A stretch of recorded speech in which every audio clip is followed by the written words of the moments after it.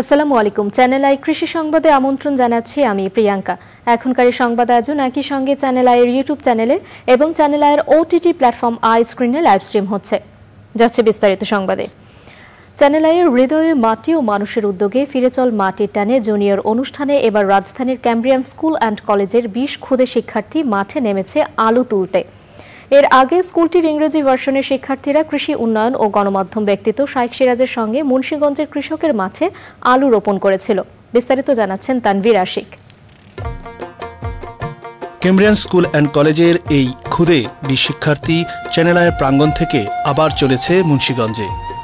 গত ডিসেম্বরে ওরা কৃষকের মাঠে আলু রোপণ করে এসেছিল। এবার সেই আলু মাঠ থেকে তুলতে যাচ্ছে।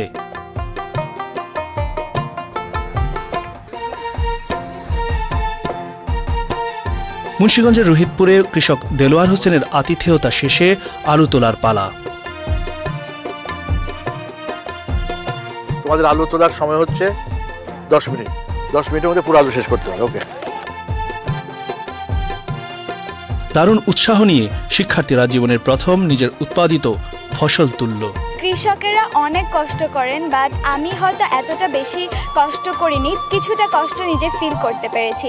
এই থেকে আমি চিন্তা করেছি যে বড় হয়ে আমি সবসময় কৃষকদেরকে স্যাক্রিফাইস করব এবং তাদের ন্যায্য মূল্য দেওয়ার জন্য চেষ্টা করব। কৃষকরা এই টাইমে কত কষ্ট করে, আর যখন ফসল নষ্ট হয়ে যায় তাদের কতটা কষ্ট লাগে। আজকে আমি বুঝতে পেরেছি যে বৃষ্টি হলে কৃষকদের কত কষ্ট হয়, আলুগুলো নষ্ট হয়ে যাওয়ার দেখি। আমি বড় হয়ে কৃষকদের জন্য যত কিছু করতে পারি আমার পক্ষে সম্ভব সব করে ট্রাই করব। জলবায়ু পরিবর্তনের অভিঘাত সম্পর্কে সচেতন হওয়ার পরামর্শ দেন অনুষ্ঠানটির পরিচালক কৃষি উন্নয়নে গণমাধ্যম ব্যক্তিত্ব শাইখ সিরাজ। জলবায়ু পরিবর্তনের ঘাত অভিঘাত এরা তেমন জানে না, কিন্তু নিজেদের লাগানোর আলুতে তারা বুঝতে পারলো কোথাও কি বেশি কোথাও কম উৎপাদনের মূল কারণ। সে সময় বৃষ্টি হওয়ার কারণে হঠাৎ করে আলুর যে ক্ষতি হয়েছে সেটাই তারা অনুধাবন করলেন। এই মাঠে এসে নিজেদের উৎপাদিত আলু লাগিয়ে যা উৎপাদন হয়েছে সেটাই তারা প্রকৃত মূল্যে কৃষকের কাছ থেকে ক্রয় করে নিল। আগামী প্রজন্মকে কৃষিমুখী করতে এই ধরনের উদ্যোগ প্রশংসনীয় বলে জানালেন সেখানে উপস্থিত ঢাকাস্থ নেদারল্যান্ডস দূতাবাসের চার্জ দ্য অ্যাফেয়ার্স সোনিয়া কুইপ। এই শিশুরা কত আনন্দ নিয়ে এই মাটিতে মিশে গেছে, ফসল তুলেছে, দেখে মুগ্ধ হয়েছি। এরা এখন জানে কৃষক কতটা কষ্ট করে ফসল ফলায়, কতটা মেহনতের মধ্য দিয়ে আমাদের খাবার টেবিলে খাদ্য আসে। আমি মনে করি পৃথিবীর প্রতিটি শিশুকেই খাদ্য উৎপাদন সম্পর্কে এমনভাবে হাতে কলমে শেখানো উচিত। এই ধরনের কার্যক্রম শিক্ষার্থীদের শিক্ষা গ্রহণে আগ্রহী করে বলে মনে করেন ক্যামব্রিয়ান স্কুল অ্যান্ড কলেজের শিক্ষকরা। জীবনের প্রথম তারা মাঠে এসেছে এবং কৃষক ভাইদের সাথে কাজ করেছে এবং কৃষকরা কিভাবে সেই ফসলটা উৎপাদন করে সেটা দেখেছে। সেই সাথে বর্তমান যে কারিকুলাম আছে, কারিকুলামের অংশ হচ্ছে এটা যে প্র্যাকটিক্যাল লার্নিং বাই ডুইং, এবং এটা তারা এত চমৎকারভাবে করেছে। এবং এই যে আলু ওটায় নিয়ে যাচ্ছে, সত্যিকার অর্থে ওদের আমার মনে হচ্ছে যে ওদের 6 মাসের মেডিসিন হয়ে গেছে, ওরা এতটা সুস্থ থাকবে। Tanvir Ashiq, Channel I. ফিরে চল মাটির টানে জুনিয়র সিজন 10 দেখুন আজ রাত 9টার সংবাদের পর হৃদয়ে মাটি ও মানুষ অনুষ্ঠানে।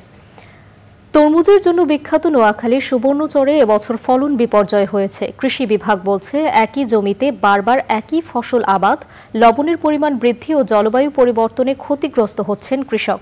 নোয়াখালী থেকে আলাউদ্দিন শিবলুর পাঠানো তথ্য ও ভিডিও চিত্রে সুদীপ্তা মাহমুদের রিপোর্ট। নোয়াখালীর সুবর্ণচরে নতুন জেগে ওঠা চরে অর্থকরী ফসল তরমুজ একসময় কৃষকের মুখে হাসি ফোটাত। তবে একই জমিতে বারবার আবাদ করায় তরমুজের ফলন বিপর্যয় দেখা দিয়েছে। জমিতে লবণাক্ততা বেড়ে যাওয়ায় কমেছে ফলন, বেড়েছে পোকার আক্রমণ। তরমুজের মতো অর্থকরী ফসল হারিয়ে আর্থিক অনিশ্চয়তার কবলে পড়েছেন কৃষক। জলবায়ু পরিবর্তনের কারণে এবছর তরমুজের আকারও ছোট হয়েছে। আবহাওয়ার কারণে ফলটা বড় হয় না, ওষুধ দাওয়ায় যা মারি কোনোটা এটা কাজ হচ্ছে না। এবছর তো ওদের ভালো না, ওদের একটু খারাপ। আমরা চাষিরা লসে আছি। আমাদের এবার পরিস্থিতি ভালো নাই, তরমুজের পোকার মাকড়ে আক্রমণ করতেছে, ভাইরাসে আক্রমণ করতেছে, গাছ ফল নিয়ে মরে যেতেছে। বৃষ্টি হওয়ার কারণে আমাদের লবণটা বেড়ে যাওয়ার কারণে আমাদের গাছগুলো মরে গেছে এবং আমাদের ক্ষয়ক্ষতি আমরা অনেক, এবং আমরা কৃষকেরা অনেক লসের মধ্যে আছি। প্রতি বছর তরমুজ করি ভালো ইনকাম পাই, 2-4 লাখ টাকা হাতে থাকে। এই বছর আবহাওয়া খারাপ গেছে, এই জন্য ফলন ভালো হয় না। বেশি লাভের আশায় যারা আগাম তরমুজ চাষ করেছেন তাদের ফলন ভালো হয়নি। সঠিক সময়ে তরমুজ আবাদ করলে লাভ হতো বলে মনে করছেন সংশ্লিষ্টরা। এবছর শীতের দৈর্ঘ্য বেশি হওয়ার কারণে সুবর্ণচর উপজেলায় আগাম তরমুজ আবাদী কৃষকগণ তাদের ফলের আকার আকৃতিতে সমস্যা লক্ষণীয়। কৃষকদেরকে আহ্বান জানাবো তারা যেন শস্য পর্যায়ে অবলম্বন করে এবং কৃষি সম্প্রসারণ অধিদপ্তরের পরামর্শ মেনে যেন তরমুজ আবাদ করে।